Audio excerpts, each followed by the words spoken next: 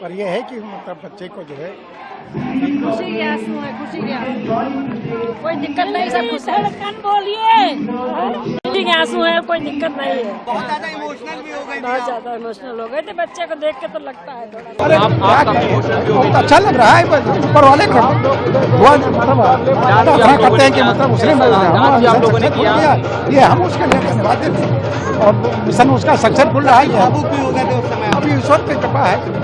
I think the very fact that the media friends are so excited is itself an evidence of what is the importance of this event. And I would, in a single sentence, say this is truly vindication of the journey started by Vikram Sarabhai and Satish Dhawan, and it was destined to happen under the leadership of Prime Minister Modi. And I am saying so not simply for saying, but out of evidence, because the space reforms which happened a couple of years ago have actually given a quantum leap to India's endeavours.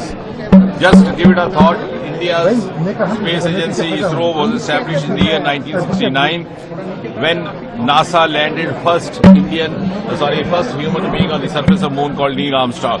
But today we landed on the southern pole of moon through Chandrayaan before anybody else, and today we are collaborating with NASA in an equal measure, in an equal platform.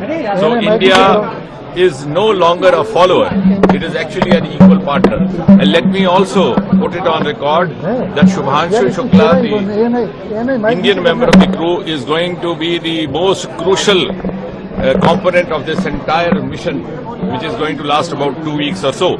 It might be plus minus, because he's the pilot and he's going to perform 7 exclusive experiments which have been designed by India, which have been, the kits have been provided by India. I'm glad to say 2 or 3 of those kits by the Department of Biotechnology. We have entered into a formal MOU with ISRO, between the ISRO and the DBT. Then there are kits provided by some of the IITs, kits provided by the Indian Institute of Sciences, which in other words means that the Indian partner in this entire mission is going to perform experiments related to microgravity, which are going to be of utility to even those agencies which started their space journey much earlier than us, including NASA. So this is a moment where India has come of age.